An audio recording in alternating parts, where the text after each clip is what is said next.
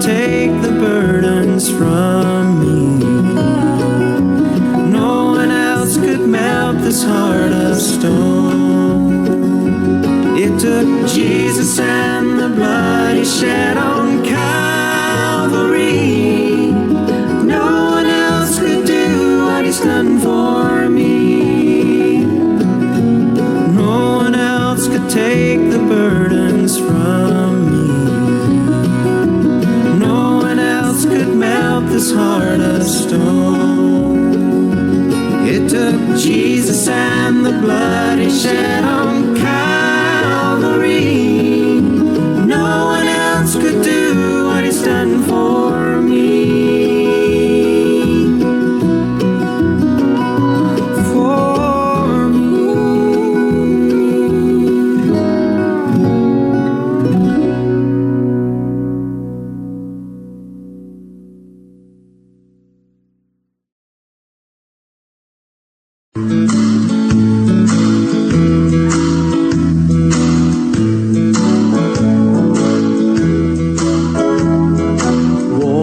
Dark night in Egypt, a fearful time had come for one little Hebrew boy who was his father's firstborn son.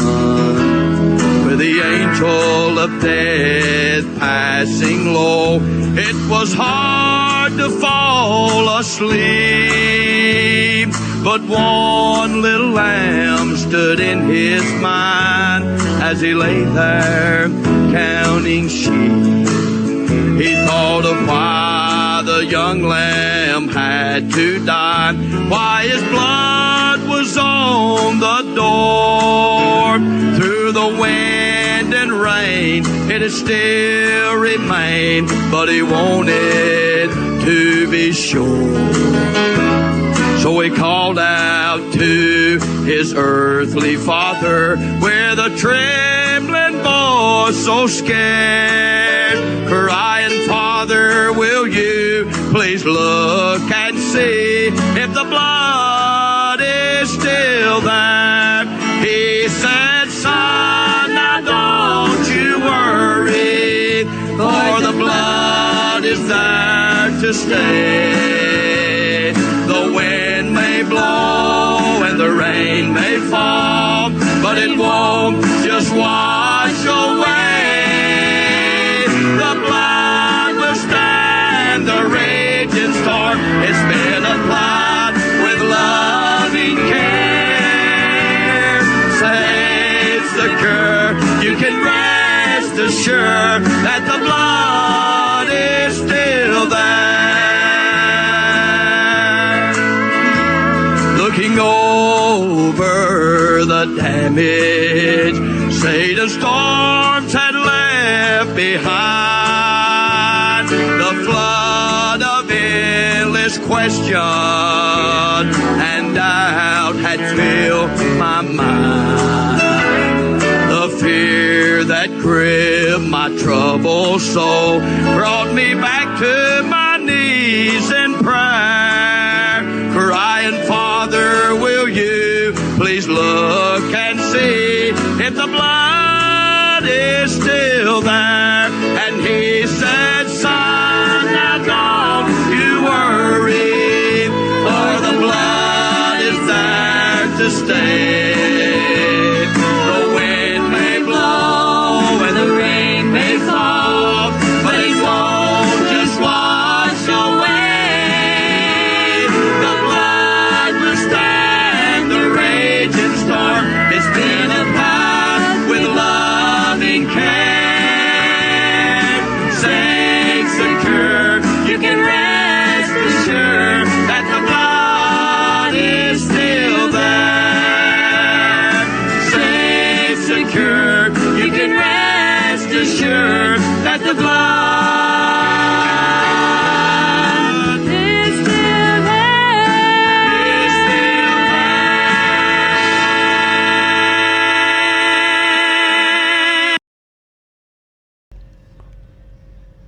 Okay, so magandang gabi po sa lahat mga kapatid. Purihin po natin ang Panginoon sa gabi pong ito.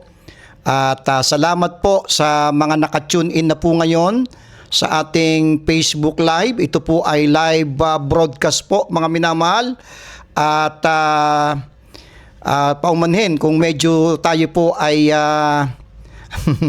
anyway, so magandang gabi po sa lahat mga minamahal. At lahat po ng mga naka-tune in po ngayon dyan po sa ating live broadcast po, ang kahilingan ko po, i-share po ninyo po, i-share po ninyo si Brother Anthony Gomez po ay masipag po yan, sinishare. Thank you so much kapatid, salamat po. At kayo din po mga kapatid, kung kayo ay may mga kakilala, kaibigan, ay pwede po ninyo pong i-share po ito mga minamahal. Sandali po check ko muna kung ako po ay narinig po ba. Okay, so positive na confirm po, ako po ay narinig po dito po sa aking microphone.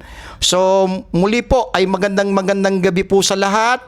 At bagamat alam ko na ngayon ay araw ng Sunday at kayo po ay galing sa mga churches, sa inyong mga pananambahan, pero salamat po na talagang naglaan pa rin kayo ng pagkakataon para po tayo po ay makapag-broadcast dahil ito po yung libre po ako ngayong gabi po, dito po sa Thailand para makapag-broadcast po tayo.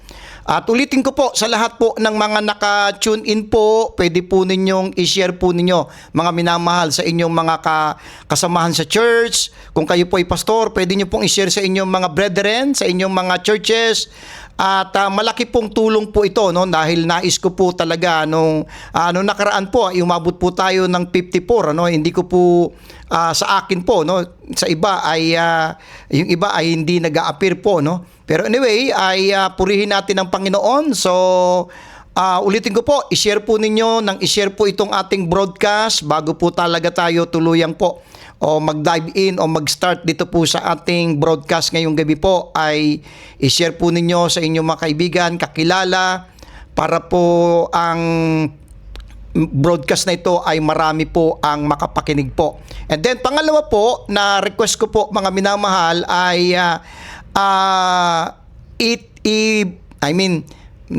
nabablanko po ka. Pangalawa pong request ko po ay inyo pong i-comment po ang inyong mga pangalan. Para po pag natapos po yung ating broadcast ay siyempre po may iwan po yung mga comments po dito sa ating pagbo-broadcast po, kaya i-comment po ninyo dahil ito pong The God-Breathed Deception, ito po ay isang libro po, PDF po, ito po ay naka-save po sa ebook. At kung kayo po ay makakatapos po ng 3 series po ito, So pangalawa na po tayo ngayon. So isang Sunday pa po, ang ating pa pong aantayin para matapos po ito. So lahat po ng mga regular nakakompleto po ng series po na to mula nung nakaraang Sunday, ngayong Sunday at sa susunod na Sunday ay gagawa po ako ng GC para isang beses ko lamang po itong ipapadala itong ebook na to, The God-Breathed Deception. Mahalaga po ang topic po natin ngayong gabi at nais ko po muna pong ipaliwanag at bigyan talaga ng dahilan bakit po tayo nagbo-broadcast ngayong gabi. Una po, wala po tayong inaatake pong tao dito o personalidad. My purpose is I want to be a blessing po sa body of Christ. Nais kong maging pagpapala po sa bawat isa po, sa bawat mananampalataya, especially po sa mga pastors po. Gusto kong maging pagpapala ito pong ating pagtuturo dahil sa panahon ngayon po ay talagang napakainit po ng isyong ito. Wala po tayong layunin na mag-create ng division, wala tayong layunin na makipag-away, hindi po ganun po. Kundi ang aking pong purpose po ngayong gabi ay maging pagpapala po itong ating presentation at sa mga baguhan po, maging eye-opener naman sa kanya po ito. At yan po ang aking pong desire every time na tayo po ay nagkakaroon po ng pangangaral. So bago po talaga tuluyan tayong magsimula, ay ulitin ko po yung 2 request ko. I-share po ninyo po ito sa inyong mga kakilala, kaibigan, Kung kayo po ay pastor, pwede nyo pong i-share sa inyong mga preacher. Mahalaga po nilang mapakinggan po ito. Kung kayo naman ay ordinaryong membro, pwede nyo pong i-share sa inyong mga kasamaan sa church para marami po ang makapakinig po. Pangalawa pong request ko ay i-type po ninyo o i-comment po ninyo yung inyong pangalan. Ano po, yung pangalan ninyo na yung sa inyong Facebook account na po. Para po pagkatapos po nitong 3 series na to, gagawa po ko ng GC at ipapadala ko po itong ebook na ito. Itong The God-Breathed Deception. So tayo po ay magpapatuloy ngayong gabi. Okay? At i-recap natin ng konti. Baka may mga bago po ngayon lang nakapakinig po dito sa ating broadcast. Ay medyo balikan natin ng konti. Pahapyawan natin ng konti po yung episode number 1. Okay? Doon sa chapter 1 ay tinalakay po natin last Sunday why inspiration matters. Bakit napakahalaga po yung salitang inspiration o yung katuruan ng Bible na inspiration. At 2 beses po itong lumitaw sa Bible po, yung the word inspiration. At napakahalaga po ito pong issue na to, yung inspiration, sapagkat kung ito po ay ibabaliwala ng bawat believers, para mo na rin sinabi na wala tayo ngayong perfect words of God sa panahon po natin ngayong gabi po, mga minamahal. Kaya't napakahalaga po yung bagay po na yan. Okay? Pangalawa po, chapter 2, tinalakay po natin dito sa ating episode number 1, the origin of the original autographs only theory. Tinalakay po natin na alam po nyo lahat ng bagay may pinagsimulan eh. Okay? At itong original autographs only na naniniwala na ang inspired lang ay original, nung nakaraang Sunday po ay tinalakay po natin po yan. At sino po ang nag-set ng standard ng definition ng inspiration? At yan po ay si James Strong. Kaya't lahat po ng mga pastors na graduate po sa Bible College, kapag ka po dumarating po sila sa inspiration at tatakbo po sila sa Greek lexicon o sa gawa ni James Strong na Theopneustos, na ang ibig sabihin daw ay God-breathed o hiningahan ng Diyos. At dahil doon ay lumilitaw na ang inspiration ay naganap lamang sa original autographs. At yan po ay tinalakay po natin last Sunday o sa episode 1. The origin of the original autographs theory. Ito po si James Strong po, no? Yan po, kung kayo pupunta doon sa Strong's Concordance, ang Greek word po ay Theopneustos, God-breathed. Yan po, inspired by God. At yan po yung makikita po ninyo, no? So yan po ay in-screenshot ko po yung bagay na yan para patunayan, para makita po ninyo na siya po yung nag-set po ng standard ng definition. Kaya kapag ka po kayo ay naka-meet po ng pastor, okay, at ang kanyang definition ng inspiration ay God-breathed, wag po kayong mag-alala, okay? Dahil yung tao na yan ay follower po ni James Strong, okay? Kay James Strong po siya kumuha ng definition instead po sa Bible, okay? And then, sabi dito, one of the most influential figures po itong si James Strong. In biblical scholarship was James Strong, 1822-1894, best known for Strong's Concordance. His numbering system became widely accepted among pastors, Bible teachers, and students. As a result, dahil nagkaroon po siya ng gain respect at talagang nagkaroon po siya ng influence sa kanyang Strong's Concordance, at doon po sa likod po noon, pinakadulo po noon, ay meron pong leksyon po yon. As a result, many definitions found in Strong's works gain enormous influence. When students encounter the Greek word Theopneustos in 2 Timothy 3:16, they are often directed to the definition God-breathed. Kaya kapag ka po, yan po ang definition ng pastor na napakinggan nyo, huwag kayo magtaka. Tumakbo po yan sa definition ni James Strong instead po sa Bible. But several questions immediately arise. Kapag ka po, yun ba talaga ang definition? Does the word Theopneustos necessarily teach that inspiration is limited to the original writings? Ito po yung mga katanungan na dapat sana bago natin tanggapin yung definition ng sino mang tao o anumang sino mang scholar, ay tanungin natin na yung bang inspiration ay limited lang ba ito sa original writings? Does the Bible itself define inspiration that way? Ganon ba talaga ang pagkaka-define ng Bible patungkol sa inspiration? Okay? Does Scripture place the emphasis on a past event or upon the living nature of God's Word?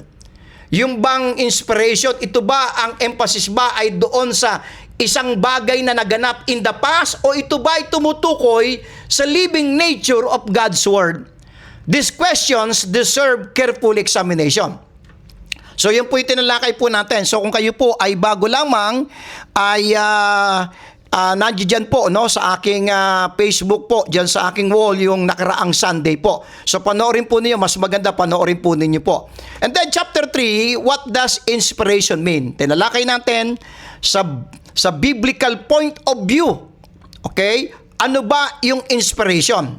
Amen? At doon sa what does inspiration mean, doon sa number 4, yung morphology, word formation, papaano ba nabubuo yung mga salita?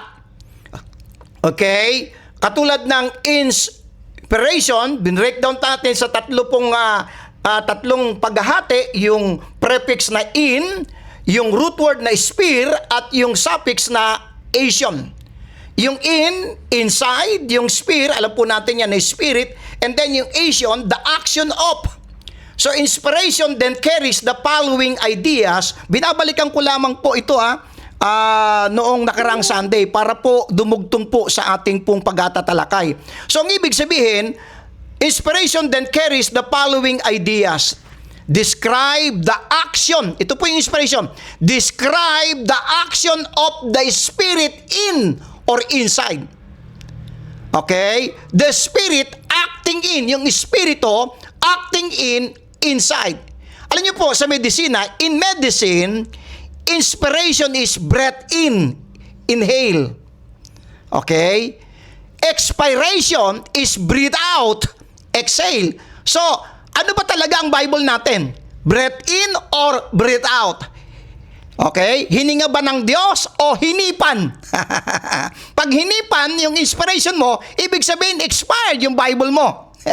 Amen po ba? Okay? In reference to the Scripture, pagdating po yung inspiration tumutukoy sa Scripture, the spirit or breath that actively abiding and operating in the Scripture. Ang inspiration po, ito po yung espiritu o yung hininga ng Diyos actively abiding and operating in the Scripture. That's why ang ating Bible po, okay, it's a living book. It's a living book. Ito po'y buhay na libro. Sa lahat ng libro na mababasa mo sa mundong ito, nag-iisa lang ang Bible na living book dahil merong espiritu o merong hininga na actively abiding and operating in the Scripture. Okay?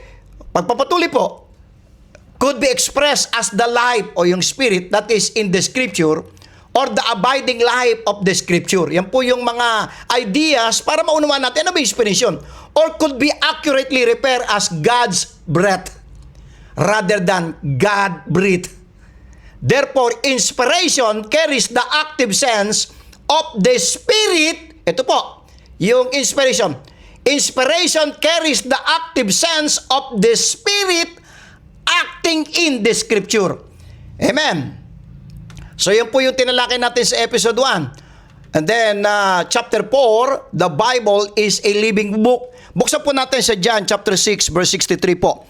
Kaya po, ang Biblia po, okay, ay buhay na libro dahil po sa inspiration. Dahil merong espiritu active in dito sa Scripture. Ang sabi po sa John chapter 6, bilang patunay na ang salita ng Diyos ay buhay, mga minamahal, okay, isingit ko lamang po, lahat po ng mga naka-tune in po ngayon,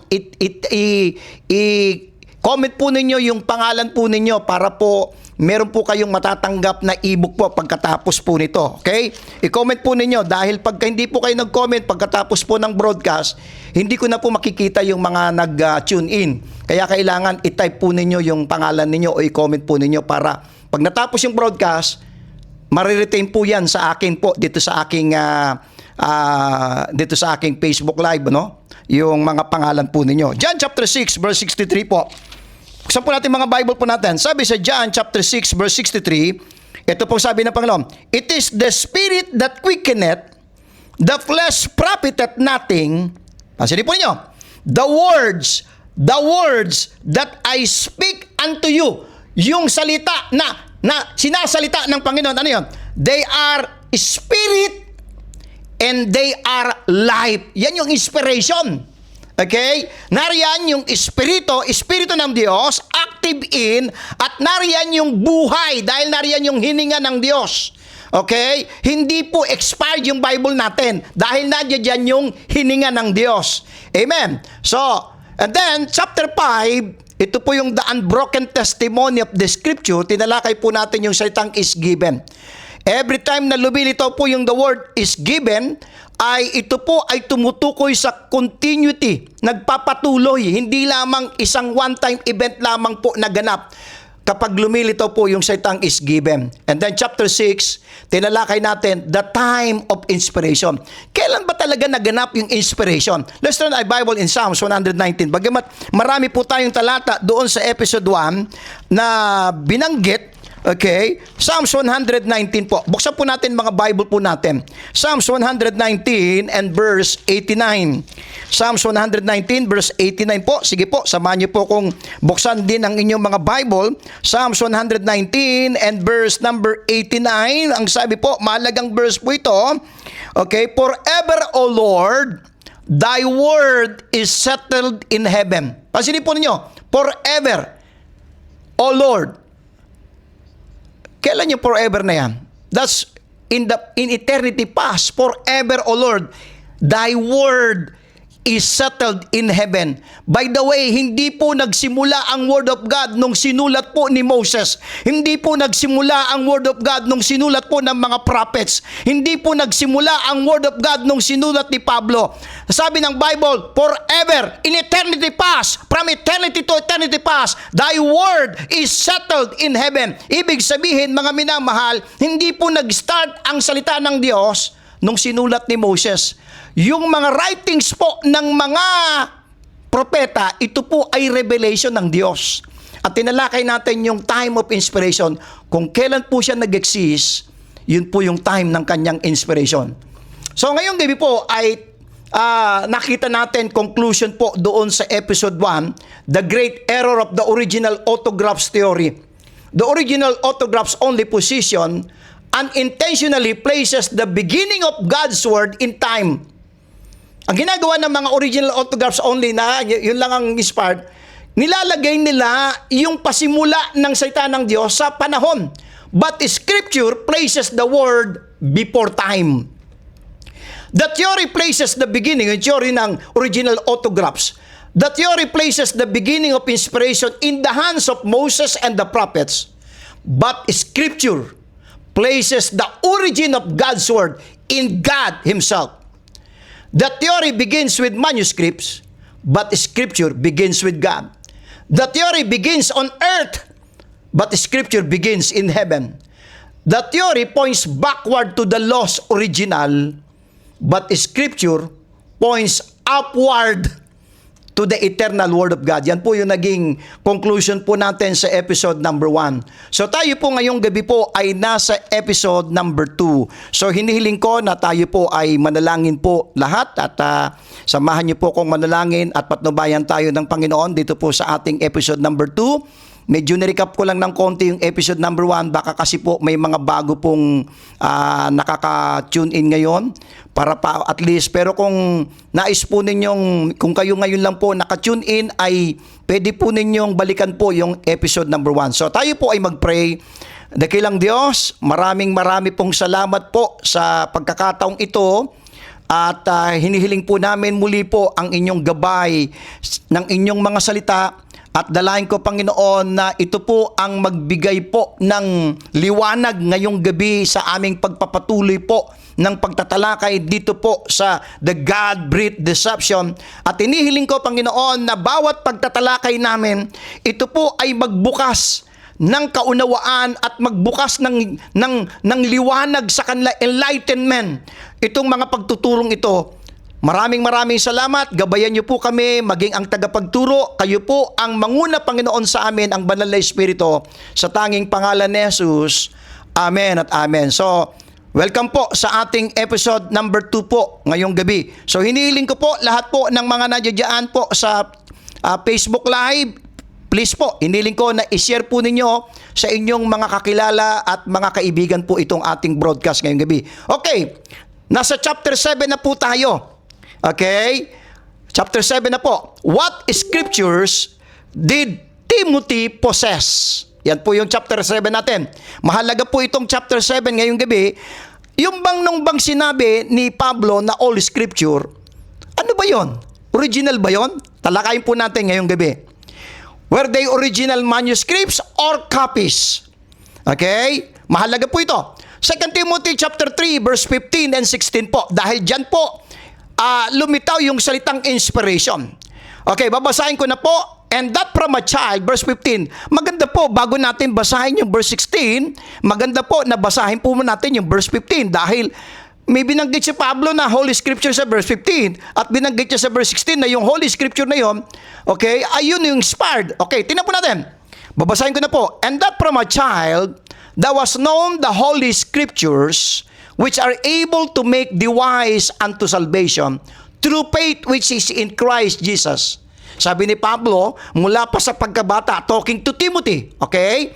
That was known the Holy Scriptures. Sabi ni Pablo, alam mo na, mula pa sa pagkabata, yung banal na kasulatan, Holy Scriptures, which are able to make the wise unto salvation through faith which is in Christ Jesus. Verse 16, yung Holy Scriptures na yon, sabi ni Pablo, all Scripture is given by inspiration of God and is profitable for doctrine, for reproof, for correction, for instruction in righteousness. Etong tanong, yung bang scripture na binabanggit dyan ni Pablo, yan ba'y original manuscripts or copies of copies? Okay? Yan po yung ating pag-aaralan. What scripture sa chapter 7 did Timothy possess? The doctrine of original autographs only faces a serious biblical problem. Yung mga naniniwala na ang inspiration ay tumutukoy sa original autographs, meron silang malaking problema na kinakaharap dito sa ating binabasang mga talata po, mga minamahal. Alam niyo kung bakit po nabubulag ang maraming mga churches? Kasi po, sa totoo lang, kadalasan po ng mga nangangaral ngayon sa pulpito, kwentong barbero lang eh. Hindi man lang nagbubukas ng talata ng Biblia. Puro kwento. Okay? Pero, pag binasa natin yung 2 Timothy 3:15-16, may malaki pong problema pong kinakaharap yung lahat ng mga pastor, mga tagapagturo na ang inspiration ay tumutukoy sa original autographs. Dito po, patutunayan natin may problema silang kinakaharap. The question is simple. What scriptures was Paul talking about? Nung sinabi po niya na all the scripture is given by inspiration of God, anong scripture yung binabanggit ni Pablo doon? Was Paul referring to the original manuscripts? Or was he referring to copies of scripture that Timothy actually possessed? Yan po yung katanungan po, mga minamahal. The answer is extremely important. Yung magiging sagot natin po dyan ay napakahalaga po eh. Okay, yan po yung magdidetermine kung na ikaw po ay nabudol ni James Strong o ikaw ay nananatiling naniniwala sa salita ng Panginoon. Napaka-importante po eh. Yung bang sinasabi ni Pablo na all the scripture, doon po sa verse 16 yun ba ay tumutukoy si Pablo sa original manuscripts? Or yung po ba'y copies of scripture that Timothy actually possess? If Timothy possess only copies, and Paul still called them scripture, then the modern claim that only the originals were inspired begins to crumble. Diyan po babagsak yung posisyon ng only original autographs. Dahil kung yung binabanggit ni Pablo na yung scripture na hawak ni Timothy po, na isinabi niyang scripture, at yan po ay tumutukoy sa copies of copies, hindi po sa original, merong problema lahat ng mga pastor na nabudol po ni James Strong. Okay? Let us carefully examine the evidence. Okay?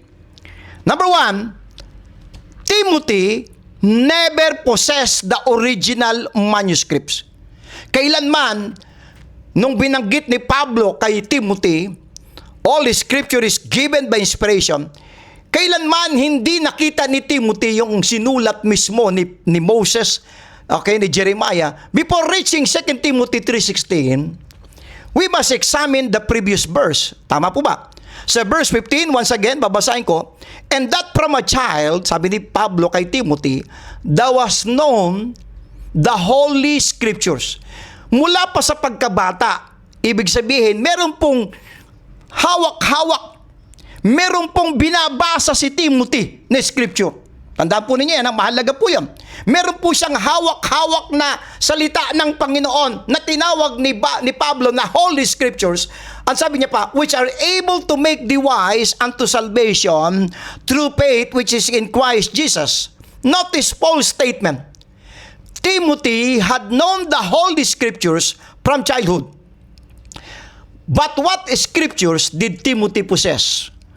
Okay, mahalaga. Balikan natin po itong ating PowerPoint. Notice Paul's statement. Timothy had known the Holy Scriptures from childhood. Mula pa sa pagkabata, alam na ni Timothy yung Scriptures. Ngayon, malaking katanungan to eh. But what scriptures did Timothy possess? Ano ba yung hawak-hawak ni Timoteo na Scripture na binabanggit po dyan? Certainly, not the original manuscripts. Timothy lived approximately 1,500 years after Moses. So, hindi talaga, malabo talaga yung hawak ni Timothy na Scripture ay yung sinulat mismo ni Moses. Ha? Mga minamahal, nearly 1,000 years after David. Several hundred years after Isaiah and Jeremiah. So, ibig sabihin, yung hawak-hawak ni Timothy na tinawag ng Bible na Scripture, hindi po yun yung original autograph sa mga minamali. The original manuscripts had long disappeared. Timothy could only have possessed copies of Scripture. Okay? Maliwanag po yan sa Biblia. Yung hawak-hawak po ni Timothy na binanggit ni Pablo na Holy Scriptures. That was known the Holy Scriptures. Okay? Mula pa sa pagkabata, yung hawak-hawak po niya, ito po ay copies of Scriptures. Hindi po original, mga minamahal. Yet Paul calls them Holy Scriptures, mga minamahal. Not former Scriptures, not partially inspired Scriptures, not corrupted Scriptures, not uninspired copies. Ang sabi ni Pablo, Holy Scriptures, mga minamahal. The very same Scriptures that made him wise unto salvation. Okay. Number 2 po. Let's go to point number 2 po sa ating presentation ngayong gabi. The Scriptures that saved Timothy. Ano ba yung Scripture na kung saan ito po ay na sinasabi ni Pablo sa verse 15 na si Timothy po ay na-save? Paul says, these Scriptures were able to make thee wise unto salvation. Think carefully about that statement. Pag-isipan po natin na maigi po itong sinabi ni Pablo. Yung Scripture na yun, able to make thee wise unto salvation. Timothy was saved through those Scriptures. Yung hawak-hawak po niya, yung possess na Scripture ni Timothy, yun po yung dahilan kung bakit po siya naligtas. The Scriptures he possessed were sufficient to reveal God, to reveal sin, to reveal salvation, to reveal Christ. Yung hawak-hawak pong Scripture po ni Timothy, yan po ay sufficient para makilala niya ang Diyos, para malaman niya ang kasalanan, para malaman niya ang kaligtasan, para makilala niya ang ating Panginoon. Sufficient po yung Scripture na yon. If the copies Timothy possessed were inadequate, how could they make him wise unto salvation? Kung yung hawak po niyang Scripture, copies po yan ha, ulitin ko po, hindi po original ha, ay inadequate, how could they make him wise unto salvation? If inspiration, nais kong maunawaan po natin ito. If inspiration belong only to lost originals, how could Timothy's Scriptures perform the work Paul attributes to them. Ulitin ko po yung statement na to. If inspiration belong only to lost originals, how could Timothy's scriptures perform the work Paul attributes to them? The scriptures Timothy possessed were effective because they were the Word of God. Amen. Let's go to point number 3 po. Dito po sa ating chapter 7 po. What scriptures did Timothy possess?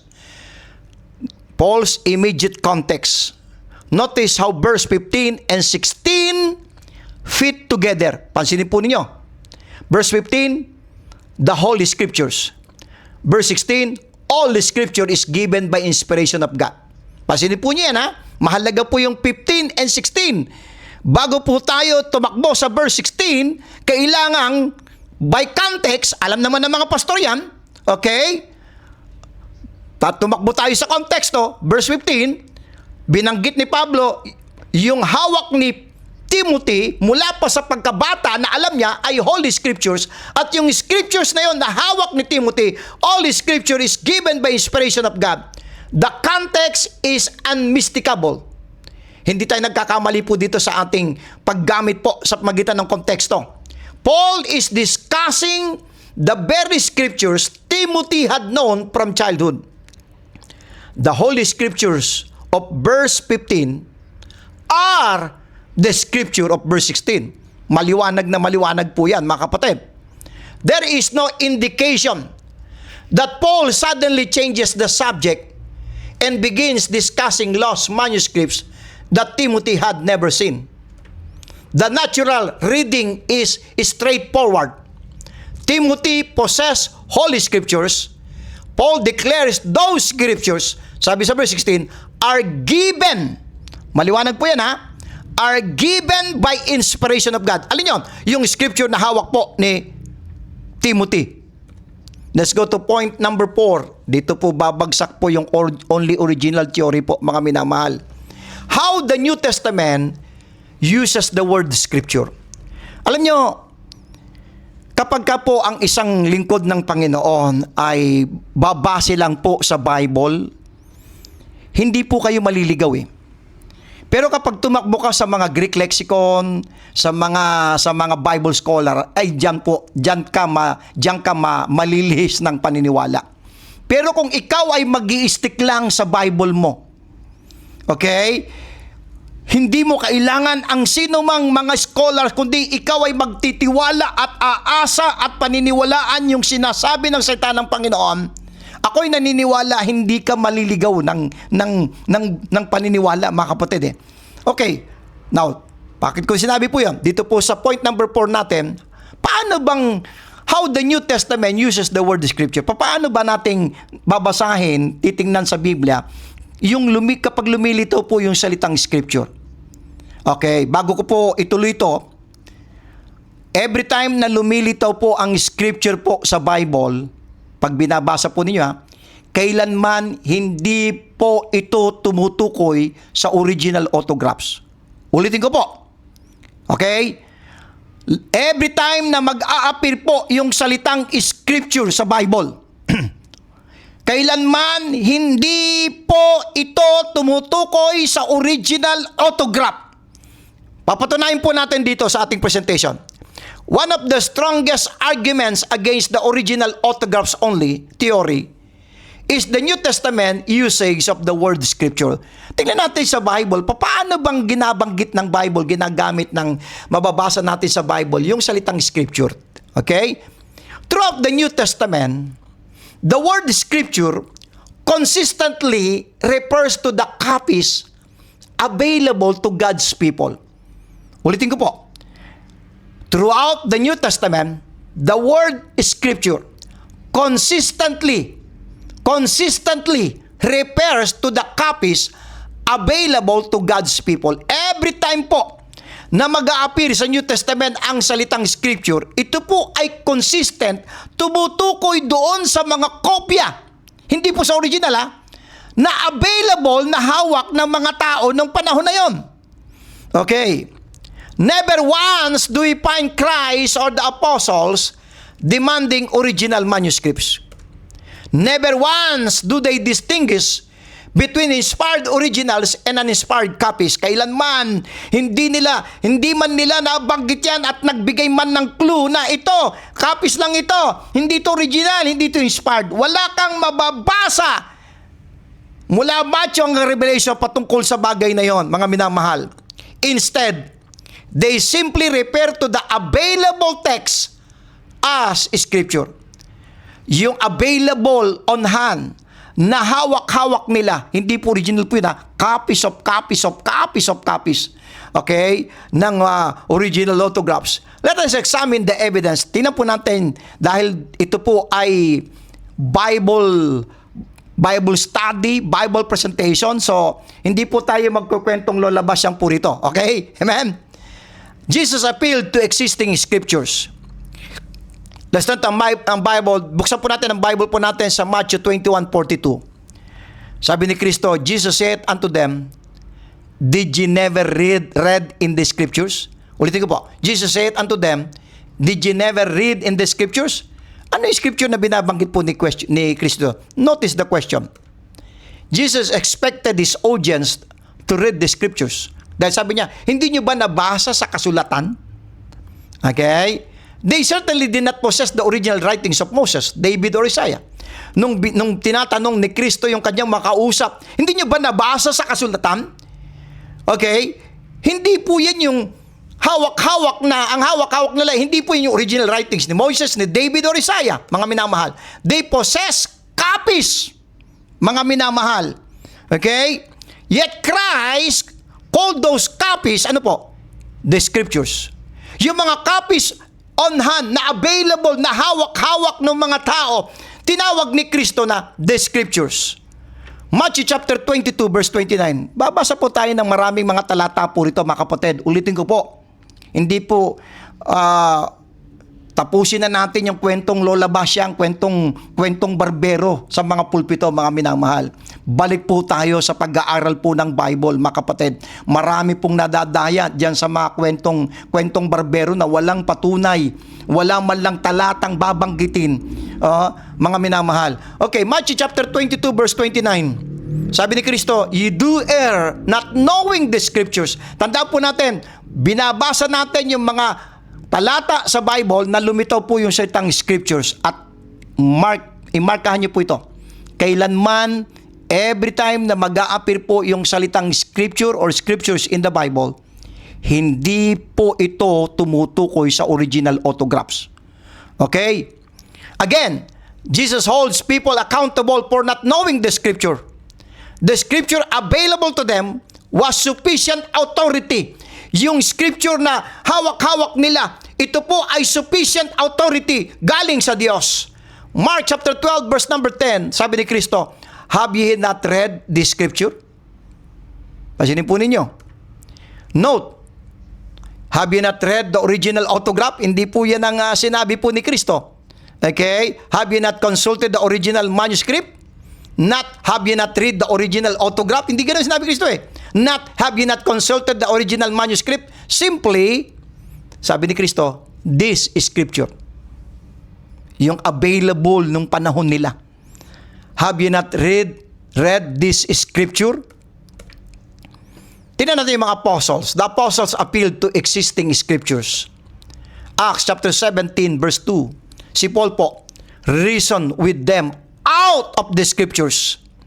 Paul reasoned from scripture. The scriptures available in the synagogues were copies, hindi po original, mga minamahal. Okay? Yet Paul regarded them as authoritative, mga minamahal. Acts chapter 17 verse 11, they searched the scripture. Medyo kumulang po ng letter T po, no? Okay, they searched the scriptures daily.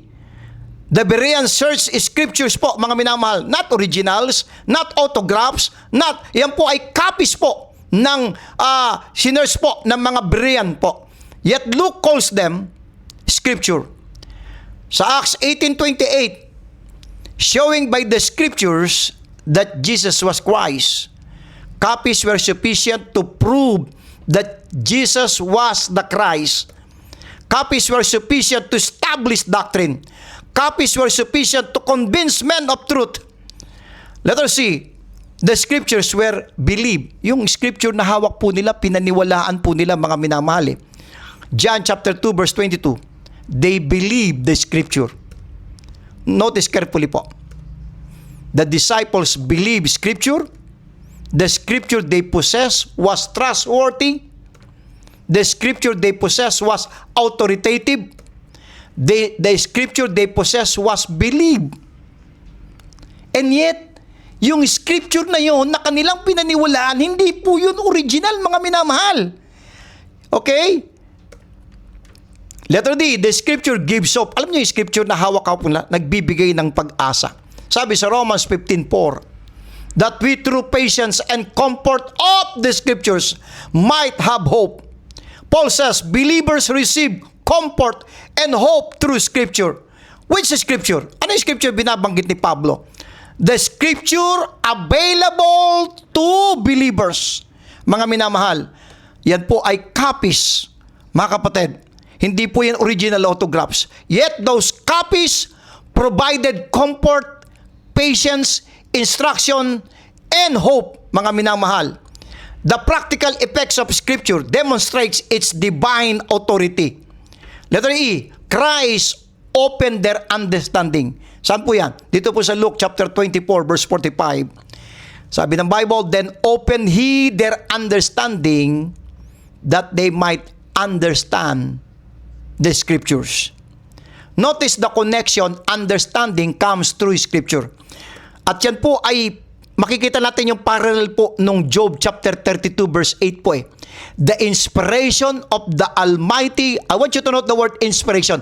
The inspiration, Job 32:8. The inspiration of the Almighty giveth them understanding. Sabi sa Luke 24:45, then open he their understanding that they might understand the scriptures. Ano yung binabanggit ni Luke niya na scripture? Hindi po yun original copy, original autograph po. The scriptures Christ expounded were not original manuscripts, mga minal. Yet they conveyed truth. They imparted understanding. Letter F, search the scriptures. Sabi ni Kristo sa John 5:39. Binabasa lang po natin yung mga salitang scriptures po sa Bible, ha? Okay? Search the scriptures, for in them you think you have eternal life. Jesus commanded people to search the scriptures. Why? Because those scriptures testified of Him. Again, the Lord directs attention to the scriptures available to the people. Tandaan po ninyo, every time, ulitin ko po, mag-a-appear po sa Bible natin, yung salitang scriptures, ito po ay hindi po tumutukoy sa original autographs po. Not to the lost originals, not to inaccessible documents, but to the scriptures in their possession, mga minamahal. Letter 5, a serious problem for the original autographs theory. Ito po yung serious problem po. Kapag ikaw ay naniniwala na ang inspiration ay nandoon sa original, ito po yung magiging malaking problema mo. The New Testament contains dozens of references to Scripture. In every case, Jesus trusted the Scripture. Sa bawat pagkakataon, every time na kinukot ni Kristo yung Scripture, yung copies na yan, pinagtitiwalaan niya na yan ay salita ng Panginoon. The apostle trusted the Scripture. The churches trusted the Scripture. The Bereans trusted the Scriptures. Mga minamahal. Number 6 po. God's people have always lived by copies. Tandaan po ninyo to. Okay? Even during Old Testament times, most believers never saw an original manuscript. Kahit po sa Old Testament time yung mga Hudyo po, na mga believers po, na sumusunod sa Mosaic Law po, ay kailanman hindi nila nakita yung original na sinulat ni Moses. The average Israelite did not possess Moses' autograph. The average Jew did not possess Isaiah's original scroll. The average Christian never possessed Paul's original epistles. God's people have always depended upon faithful copies.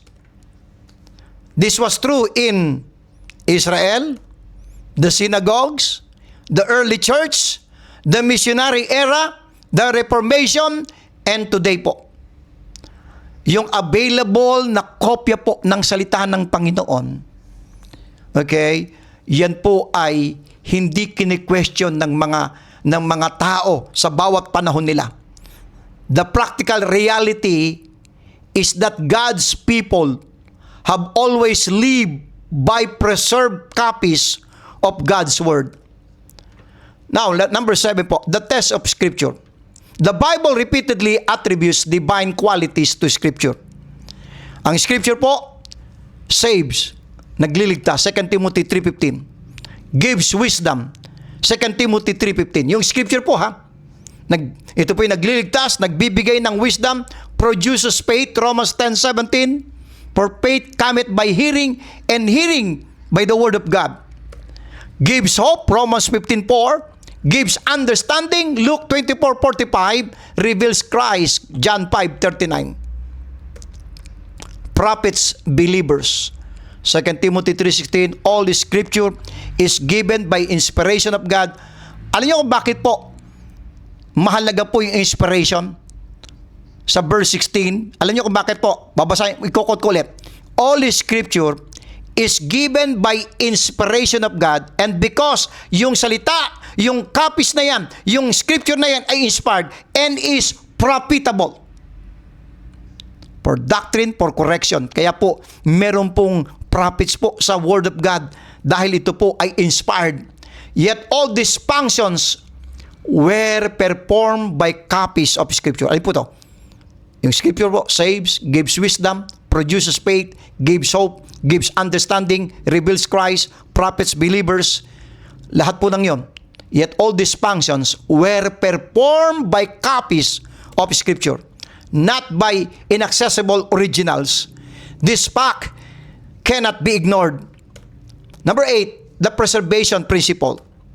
The evidence points toward an important conclusion dito po sa ating chapter 7 po. God's purpose was never merely to inspire His Word. God's purpose was to preserve His Word for His people. An inspired Bible that disappears accomplishes little, but an inspired Bible that is preserved accomplishes God's purpose in every generation. This explains why Scripture repeatedly emphasizes preservation.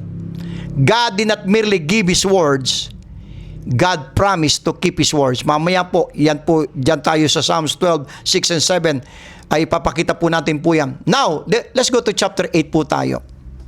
Okay? Chapter 8 po. How the church lost confidence in the Bible. Dito po sa ating chapter 8, ipapakita po sa inyo bakit dahan-dahan yung paniniwala ng mga early Christians po during persecution po, na sila po ay naniniwala na yung hawak-hawak na kanilang kopya po ng salita ng Panginoon ay pinaniniwala nilang the very words of God. Bakit ito po, yung confidence po ng mga pastors ngayon ay dahan-dahan, how the church lost confidence in the Bible. Bakit ngayon? Instead na ang maririnig mo, thus saith the Lord, sasabihin nila, ito, hindi to perfect, may mali ito. Okay? Dito po tayo sa chapter 8, how the church lost confidence in the Bible. From faith in God's preserved word to faith in academic authority. Dahan-dahan. Yung pananampalataya, dapat natin dito sa preserved word of God, dahan-dahan ito po ay lumilipat yung kanilang paniniwala sa mga Bible scholars. One of the most important questions facing Christianity today is this: if the Bible clearly teaches inspiration and preservation, why do so many churches, seminaries, Bible colleges, and theological institutions teach that only the original manuscripts were inspired? Kung ang Bible ay klaro po na nagtuturo ng inspiration at preservation, bakit napakaraming mga churches, seminaries, at Bible colleges ngayon, theological institutions, na nagtuturo na only the original manuscripts were inspired? How did Christianity move from believing thus saith the Lord to believing the originals were inspired but no Bible today is perfect. Paanong nangyari na nung unang panahon, mga minamahal, na ang paniniwala, ang preaching ng mga pastor, thus saith the Lord. Ngayon, ito na yung paniniwala na the original were inspired but no Bible today is perfect. Paano po nangyari yan? Dito po sa ating chapter 8, tatalakayin po natin yan. How did the church move from confidence in God's preserved word to uncertainty about what God actually said? The answer is found in gradual shift of authority. Paano nangyari po ito? Na dumating ang mga churches, mga pastors at mga Bible colleges, dumating sila sa turo, sa theory na only the original manuscript were inspired dahil po dahan-dahan yung kanilang paniniwala sa salita ng Panginoon. Gradual shift of authority, instead na sa salita ng Diyos, ipinatong na nila yung kanilang paniniwala sa mga sinasabi ng mga scholars. The issue is not merely textual. The issue is spiritual. The issue is not merely manuscripts. Ang issue dito hindi lang textual eh. Ang issue dito is spiritual eh. Hindi lang ang issue dito manuscripts. Mga minamahal, the issue is authority. Saan ang ating authority? Saan tayo kukuha ng authority natin? Okay? Saan tayo kukuha ng ating katotohanan? Sa salita ba ng Diyos o sa sinasabi ng mga Bible scholars? Who will be the final authority? God or scholarship? Scripture or academia? Okay? Faith or human reasoning? Yan po yung mga katanungan, mga kapatid po, na dapat pong maunawaan natin kung bakit po dahan-dahan how the church lost confidence in the Bible. Let's go to number 1. The historic position of Bible believers. Bago po tayo dumako doon sa paanong ngayon ay ang mga churches ngayon ay hindi na naniniwala na meron tayong perfect words of God today, unahin mo natin itong position ng mga Bible believers noong unang panahon. For centuries, Bible believers possessed confidence that God had preserved His Word. Okay, tandaan po ninyo, kapag kayo po ay nagbabasa ng church history po sa mga early Christians po, okay, yung kanilang hawak-hawak na salita ng Diyos ay yung anumang kopya na hawak nila ay pinaniniwala lang nito, the very words of God, the preserved word of God. The Reformers believe it. The translators of the King James Bible believe it. The early Baptists believe it. Missionaries believe it. Preachers believe it. Ordinary Christians believe it. They did not spend their lives wondering whether God's word had been lost. Tandaan po natin, mga minamahal yan. They did not stand in pulpits telling people that no perfect Bible existed. Wala kayong maririnig na ganong preaching nung unang panahon. Okay? They preached with certainty. They quoted scripture with confidence. They believe. They possess the word of God. Ito ngayon sa number 2. The rise of rationalism. Beginning especially in Europe, a new spirit began influencing theology. Ito na po. Kaya kailangang ugatin natin eh. Bakit ang dami saan ba galing yan? Bakit dumating mga churches na hindi na naniniwala na mayroong perfect words of God today? Okay? The rise of rationalism. Beginning especially in Europe, a new spirit began influencing theology. Biglang meron nag-sprang up. Merong sumibol. Okay? It was the spirit of rationalism. Ano to? Human reason became elevated above divine revelation. Dahan-dahan. Yung human reason na ngayon, ang unti-unti, ang itinataas above doon sa divine revelation.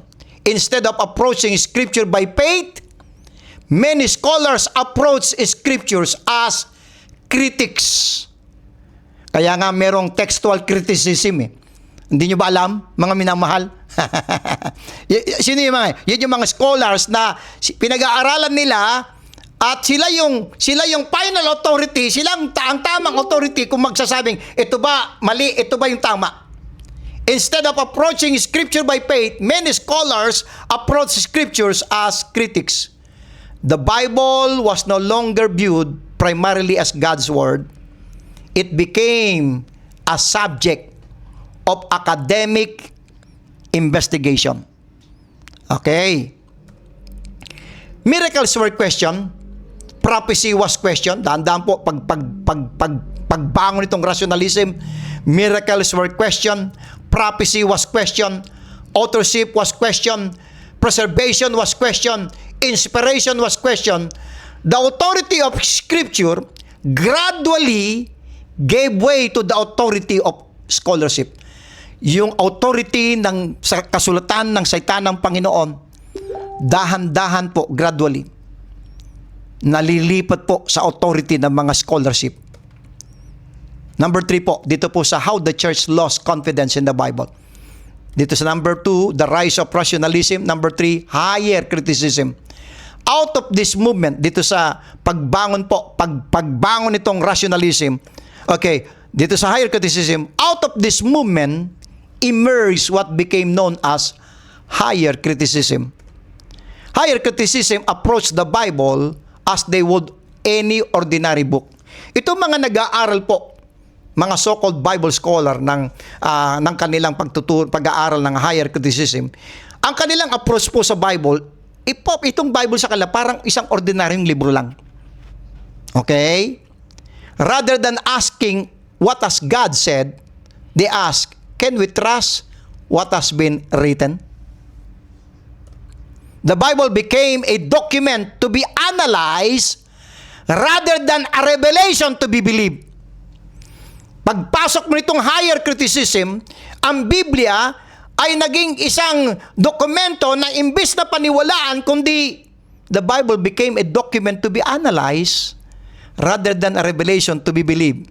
Human judgment was placed above Scripture. Ito na po, nagsimula na po rito sa higher criticism. Dito na po nagsimula yung sila na ngayon ang nagsasabi, ito yung mali, ito yung dapat dito, ito yung dapat na nakalagay dito. Ganun po. Okay? Instead of Scripture judging man, man began judging Scripture. This reversal has had devastating consequences. Pagkatapos po, number 4, the rise of textual criticism. Alongside higher criticism came textual criticism. Ano po ito? Textual criticism, in its simplest form, attempts to determine the original wording of a text by comparing manuscripts. Yan po yung textual criticism. While the study of manuscript itself is not inherently wrong, hindi naman masama, the philosophy behind modern textual criticism often assumes something very dangerous. Ito po yung nakakatakot po dito eh. Dito sa pagbangon ng textual criticism. Ano po yun? That God's people do not actually possess all of God's word today. Yun po yung nakakatakot. Dahil itong mga taong ito na nag-aaral ng textual criticism, ang kanilang paniniwala, okay, wala tayong perfect words of God today. Mga minamahal, according to this view, the original text is uncertain. Readings must be reconstructed. Kaya palaging maraming mga modern version eh. Dahil po dyan eh. Okay? Scholar must determine which words belong. Okay? Scholar must determine which words do not belong. The final authority gradually shifts from Scripture to the scholar. The Bible becomes dependent upon experts. Nung ako po ay, I think 3 years ago, ay nagturo po tungkol po sa Bible manuscripts, kung ano yung mga pinagbasihan po ng mga King James translators. Hindi ko po alam kung aabot po tayo roon. Merong nag-message diyan, nag-comment habang ako po ay nagla-live broadcast. Ano daw ang natapos ko? Ano daw ang degree na natapos ko? Yan yung mga, dyan bumabase yung mga pastor ngayon eh. Mga minamahal eh. Okay? Pero, Pag-usapan mo tungkol sa Bible, wala namang kaalam-alam. Yan yung nakakalungkot. Now, the new priesthood. In the Middle Ages, many people depended upon the priest to tell them what God said. Today, many depend upon scholars. Kaya nga, katulad sinasabi ko sa inyo tanungin niyo po sila. Pag meron kayo na-encounter po na pastor po, at sinabi niyang ang inspiration sa kanya ay God-breathed, tanungin mo, saan mo kinuha yan? So, sinubukan niyo na bang tanungin yung mga taong ito? Yung mga yung sa Bible school ninyo? Sinubukan niyo na bang tinanong, saan niyo po napulot yung definition na yan? Tignan niyo, masasak po sila. Okay? The role has changed. Nagbago po yung kung saan po tayo dapat magdidepende. The dependence remains. The modern Christians is often told, you cannot know what this verse means unless you know Greek. You cannot understand this passage unless you consult the scholars. Kaya nga, mapapansin nyo yung ibang mga nakapagtuturo sa Facebook, tatakbo sila sa mga scholars para doon sila kukuha ng paliwanag. Tatakbo sila sa mga scholars para kukuha sila ng definition. Yan po yung dahilan kung bakit how the church lost confidence in the Bible. The English Bible is insufficient. Thus, a new priesthood has emerged. Not priests wearing robes, but scholars holding degrees. Instead of appealing directly to Scripture, many Christians are taught to appeal to experts. Mas kailangan natin dito sa mga nag-aral. Ang isip natin, dahil po nag-doctorate daw kuno sa US, iniisip natin, mas marami siyang pwedeng maituro sa atin. Hindi natin alam na meron tayong Bible, mga kapatid. Alam niyo, nung panahon ng Spaniard po, okay, dito po sa Pilipinas, ng ilang daang taon, hindi po pinababasa mga Pilipino na mga praile po ng Bible. Sa kanilang pananaw, dahil tayo, ang mga Pilipino ay Indio, okay, sila yung may pinag-aralan at sila lamang ang may karapatang maghawak ng Bible at magturo nito. Alam niyo bang bumabalik ngayon ito sa ating panahon ngayon sa mga churches? Dahil ako ang nag-doctorate ako. Ang dami kong tinapos, kaya ako lang ang may rights na magsabi ko anong tama at kung anong mali. Nakakalungkot po, mga minamahal. Okay? Instead of appealing directly to Scripture, many Christians are taught to appeal to experts. Number 6, ito po, the loss of certainty. Dahil po dyan sa the rise of rationalism, higher criticism, textual criticism, at saka mga scholarship, the loss of certainty, ito mga Bible scholars, unti-unti nawala na yung katiyakan natin sa salita ng Panginoon. One of the tragic consequences of modern scholarship is the loss of certainty. Yan po yung naging consequences po sa ating panahon ngayon. Nawalan na ng confident ang tao sa salita ng Diyos. Consider the statement frequently heard today. Ito yung madalas mong maririnig sa mga Bible school po. A better reading would be, the oldest manuscript omit this verse, the original probably said, the Greek may be translated, we cannot be certain. Notice the repeated uncertainty. Pansinin nyo. Pakinggan nyo sila maigi. Unti-unti nawawala yung katiyakan natin sa Word of God. Ito nga bang hawak ko ay talagang salita ba ng Panginoon? Mga minamahal. The result is Christianity filled with questions but lacking confidence. Yet, Jesus never spoke that way. The apostles never spoke that way. The prophets never spoke that way. They spoke with certainty because they believed they possess the Word of God. Amen. Let's go to number 7. The authority of Scripture replace, dahan-dahan po, yung authority po. Alam niyo po, ang final authority natin ng Word of God. Hindi po ang pastor, hindi po ang Bible school, hindi po ang sino man. Ang final authority natin ay ang salita ng Panginoon. Pero ang problema, the authority of Scripture replace The modern debate often sounds like this. Bible believer, what saith the scripture? Mga scholar, what does the manuscript evidence suggest? Pag ang Bible believer nagsalita, God promised to preserve His words. Pag ang Bible scholar, the evidence is complicated. Bible believer, the scripture cannot be broken. Scholar, there are textual variants. Yan po yung unti-unti, yung authority natin sa salita ng Panginoon, nare-replace ng mga taong ito, Panginoon, mga kapatid. The focus shifts away from God's promises and toward human analysis. Gradually, confidence in Scripture is replaced by confidence in scholarship. Yan po ang nakakatakot ngayon, mga kapatid. Let's go to number 8, the original autographs doctrine. The doctrine of original autographs only became the perfect solution for modern scholarship. It allows theologians to affirm inspiration while avoiding certainty. They can say, we believe in an inspired Bible. Parang kala mo talagang Bible believer. Yet when asked, where is that inspired Bible? The answer becomes, in the original manuscripts. Since no one possessed the originals, the discussion ends. Inspiration is affirmed theoretically while denied practically. Yan po totoong nangyayari po. Number 9, the consequences of this teaching.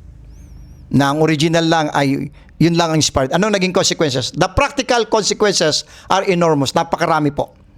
If no inspired Bible exists today, how can we obey God's command to live by every word? Sabi sa Matthew chapter 4 verse 4, but by every word that proceeded out of the mouth of God. Paano natin masusunod yun, mga kapatid?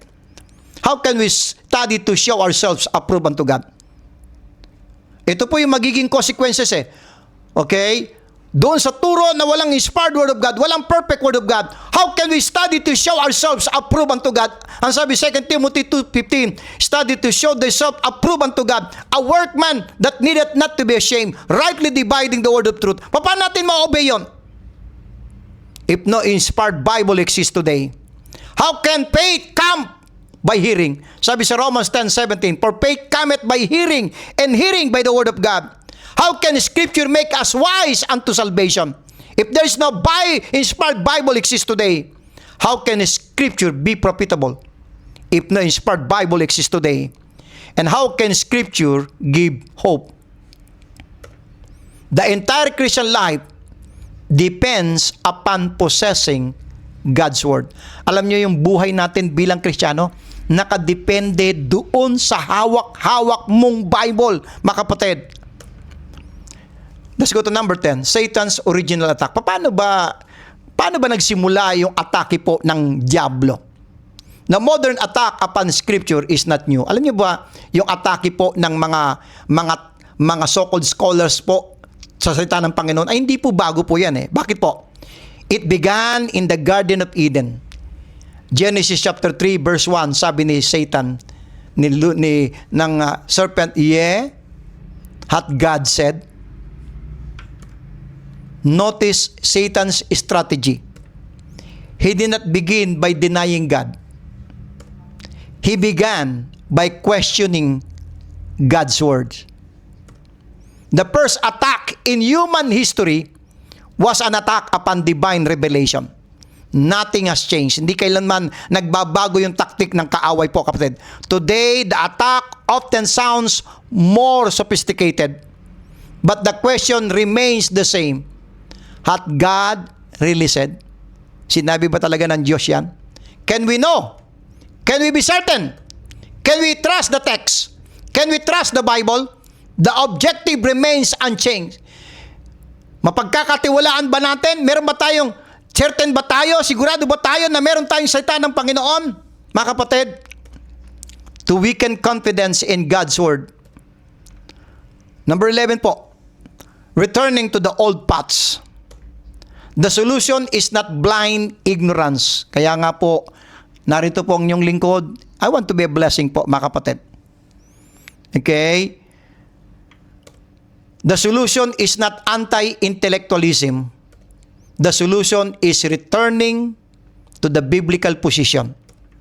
The Bible believer begins with God's promises. The Bible believer trusts God's preservation. The Bible believer believes God's word is available. The Bible believer receives scriptures as the word of God. The Bible believer allows scripture to remain the final authority, mga minamahal. Let's go to the conclusion po dito po sa ating episode number 2, no? The God-breathed deception. The rise of rationalism, higher criticism, and modern textual criticism gradually shifted authority from scripture to scholarship. Yan po ang nangyari po. How the church lost confidence in the Bible. Sa pagbangon ng rationalism, ng higher criticism, at ng modern textual criticism, gradually po, yung authority natin ng mga churches supposed to be sa scripture, nalipat sa scholarship. Confidence in God's preserved word was replaced by confidence in academic reconstruction. Yan po ang nangyayari po ngayon sa mga Bible colleges, mga minamahal. The doctrine of original autographs only became the dominant explanation for inspiration, while leaving believers without certainty regarding the scriptures they possess today. Yet scripture consistently direct believers back to the Word of God. Amen. The issue is ultimately one of authority. Alam niyo, pinaka-final issue po dito, bottom line po, saan magmumula yung authority mo? Mga kapatid, sa scholarship, sa pastor, sa mga churches, sa denominations, o sa Word of God? Will God's Word be our final authority? Or will scholars become the final authority? The Bible believers must choose. Iyan ko po, dito po sa Psalm chapter 12 po ang ating pagtutalakay po ng ating episode number 2. Sa Psalm chapter 12 verse 6 and 7 po. Sabi ng Psalm chapter 12 verse 6 muna. The words of the Lord are pure words. Ang salita ng Panginoon ay purong salita. Ang tanong ganito gaano kapuro itong salita ng Diyos? How pure is the Word of God? Sabi sa verse 6, I want you to note the word as, silver, tried in a furnace of earth, purified 7 times. Mag-concentrate muna tayo po sa verse 6 bago tayo sa verse 7. Ulitin ko po, babasahin ko ulit yung verse 6 po. Ang sarap basahin po yung verse 6 At saka po, of course, yung verse 7. The words of the Lord are pure words. Ang salita ng Panginoon ay puro po ito. Paano natin i-compare gaano ka-pure words ang salita ng Diyos? Sabi ng verse, as silver. Katulad ng isang silver, tried in a furnace of earth, purified 7 times. So, hinalintulad yung pagkapuro ng salita ng Panginoon sa isang silver na ito po'y nagdaan ng purification 7 times. So, the silversmith make it purer, he refines it even more until it is pure. So, 7 times. Ang unang-unang gagawin po ng silversmith, first purification, the silversmith removes the first impurities. Tutunawin po niya yan sa pamagitan ng mainit na apoy. At kapag ka po yung silver po ay natunaw na, siyempre iibabaw po yung mga impurities, yung mga particles, mga part na hindi po bahagi doon sa silver. Pagkatapos po, patitigasin po ulit niya po yan. And then sa pangalawang pagkakataon, ilalagay niya ulit yan sa apoy. At matutunaw ulit po yan. The silversmith refines it even more. Yung silver na yan. Pagkatapos po, patitigasin. Okay? And then, pag matigas na, magda-down ulit sa pangatlong pagkakataon. Third purification. The silversmith refines it even more. Okay? Every time na ito po ay nagdadaan sa apoy at itatutunaw, yung pong mga particles po na hindi po kasama sa silver ay ito po yung umiibabaw. So kakayasin po yan ng silversmith pag tumigaws na po yan. Okay? Matutunaw. Siyempre, pag natunaw po yan, iibabaw yung mga particles na hindi po part ng silver. And then pag tumigas po yan, nasa ibabaw po yun. So, kakayasin po yan ng silversmith. Okay? Pagkatapos po niyang kayasin yan, pang-apat na pagkakataon, ilalagay na naman niya yan sa apoy. Matutunaw na naman. The silversmith refines it even more. Okay? Pagkatapos, kakayasin na naman niya ulit pag tumigas. And then sa 5 pagkakataon, muli na naman niyang ilalagay ulit sa apoy. Okay? At pagkatapos, titigas ulit at kakayasin ulit yan ng silversmith. Pagkatapos, pang-anim ulit, the silversmith refines it even more. Hanggang sa pang-7 beses po, mga minamahal.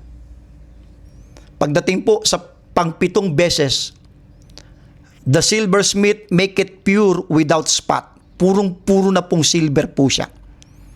Wala na po siyang kahit katiting na anumang particles na hindi kasama doon sa silver na yon. Basahin po natin ulit. The words of the Lord are pure words. How pure is the word of God? As silver, tried in a furnace of earth, purified 7 times. Yung salita ng Panginoon ay purong-puro. Paano mo ihalin tulad yung pagiging puro ng salita ng Diyos? Kung paano yung silver ay na-purified 7 times, ganon kapuro yung salita ng Diyos. At yung purong salita ng Diyos na yon, verse 7, Thou shalt keep them, O Lord. Thou shalt preserve them from this generation. Hindi lamang sa generation na yan, nung sinasabi ni David, hanggang kailan? Forever. Ako po'y naniniwala sa pangako ng Diyos ng preservation na yung kanyang purong salita ay kanyang iingatan hanggang kailan po? From this generation forever. So makakaasa po tayo with confidence na meron tayong purong salita ng Diyos sa ating kamay. Hindi dahil sa tayo ay mga scholars, kundi dahil ang ating pong pagtitiwala ay naroon sa pangako ng Diyos na kanyang iingatan yung purong salita niya from this generation forever. Kaya po, because of the promise of God, I can boldly say, now we have the perfect, pure words of God sa ating kamay ngayon. And that's the King James Bible, mga minamahal. I hope po na pinagpala tayo ng Panginoon ngayong gabi. At ulitin ko po, lahat po ng mga brethren, mga pastor, i-comment po ninyo yung pangalan po ninyo para po pagkatapos po nag-end tayo, ang may iwan po na yan ay ang comment po ninyo, yung pangalan po ninyo. At screenshot ko po yan. At pag natapos po natin po itong ating series po, pangatlo po, last na po tayo sa Sunday.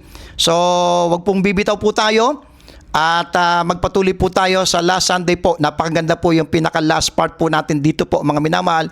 At pagkatapos po noon ay makakatanggap po kayo ng ebook po nito. Yung buong lesson po nito, actually, ay free pong ipamimigay po natin. Wala pong bayad po, mga minamahal. Lahat po ng mga libro po na ginagawa ng inyong evangelist po, wala akong planong ibenta po ito.